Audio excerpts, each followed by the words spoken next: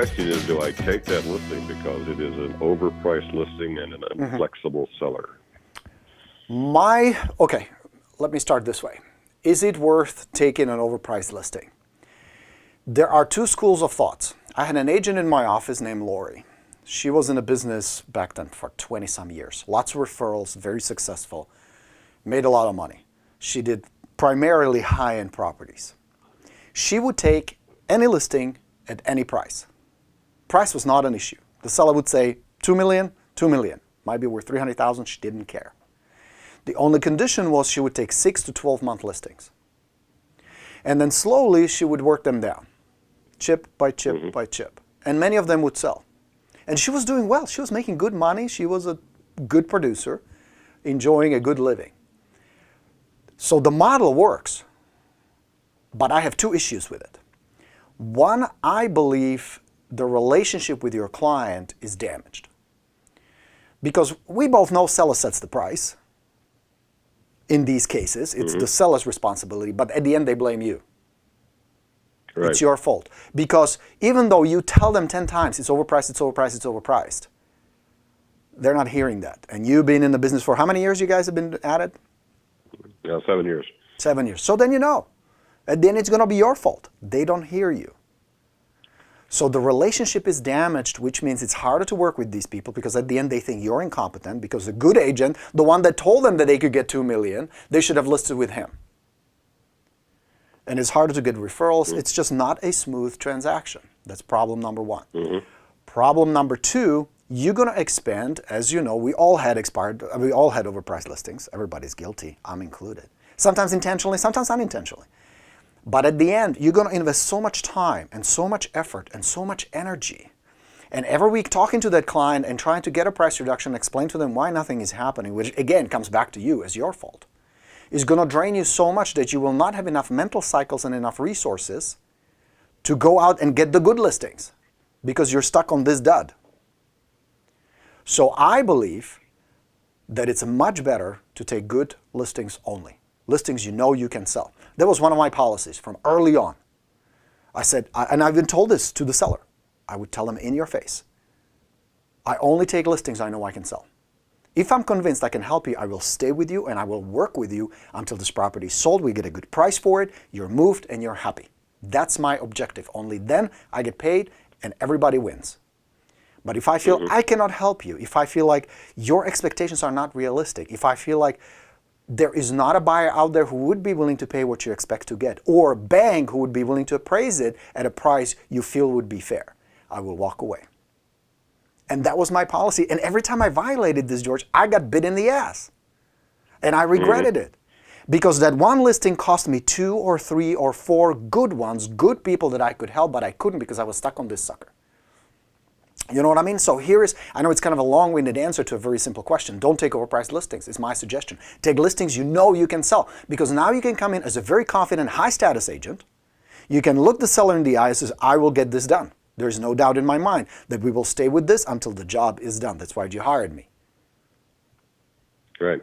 Now, the second part to that is price is never an issue. Price is never an issue. Price is what the price is. Whether your builder or your seller or whoever you work with believes in comps, whether they think it should be worth this much, whether they think somebody's going to pay that much, whether they need this much, whether they paid this much, none of that is worth shit. It's irrelevant.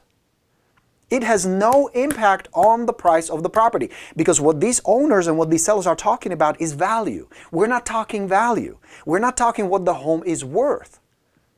All we're talking about is what is it going to sell in today's market? Sometimes the same thing, many times not. So what the builder has to understand is the builder doesn't set the price. You, as the agent, don't set the price. There are only two who set the price, and that's the buyer and the lender. That's it. And if the buyer thinks it's too much, and if the lender thinks it's too much, you don't have a deal. It's really that simple. So what the builder has to decide is, here is what it's really coming down to. How bad does the builder need to sell these properties? See, if the builder can sit on them, or any other seller, if you ask them, well, what will happen if the property is here 6 months from now? If you guys still here, if you don't move, what are you going to do? Will that create a problem? If they say, not at all, then you don't have a seller. You're going to be stuck. Same with the builder. If he can sit on these properties for 6 months, 12 months, if it's not a big issue, if there is not enough benefit by selling or pain by staying, you don't have a motivated seller. There's no point of working with people like that. There are plenty of other more motivated, more realistic, easy to work with people out there that you can get. Does that make sense? Okay. Yeah, sure does. So I would sit down with the builder. Now, here is the important, there are two components to it that you must have in place for this to work. One is your trust with them. In other words, they must trust you. They must see that you have their best interests at heart. That this is not about making a quick buck and getting it sold so fast so you can make your commission. This is about genuinely wanting to help. That's number one. And number two, your credibility.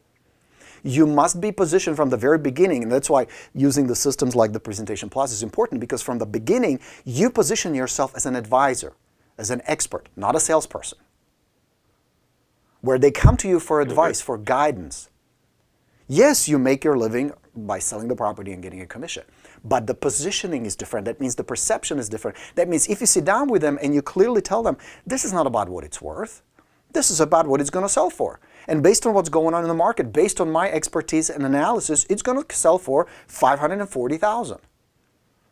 So the question is not how much do you want for it. The question is $540 enough for you to get you where you want to be? Or in the case of this builder, what options do you have? Do you believe that 6 months from now or a year from now, somebody's going to look at it and says, that's a really good deal, I want to pay that now? It's possible. If the market is increasing, if the prices are going up, sooner or later, market will catch up. That's a possibility. But it's always a gamble. It's always a risk because nobody really knows. Because it can go the other way just as fast. So you just don't know. If I had the crystal ball, I'd be a billionaire. I'd be the next Warren Buffett, you know? Yeah, yeah. But we just don't know. I appreciate that. Yeah, that gives us some good guidance on which way to go with that deal. Good. It really comes down to sit down with them over a cup of coffee, have a conversation with them, see if you can help them, see how bad do they want to unload these things. Because it may be that they say, well, no big deal. I can wait 12 months. It's not a big deal. Not a good seller to work with. So I would not recommend that. Yeah? Yeah, and it would also require some open house time, a lot of open house time. And like I say, it's just going to eat a lot of time that we could put to more productive use. Yeah, and that's not a productive time. If you're sitting, if you're holding a property open where you know it's not going to sell at that price, that's a waste. I mean, you can still get some leads, true, but you can do much better. There's much better investment on your time prospecting sellers rather than sitting in an open house on an overpriced property. Sure. Okay. Yeah.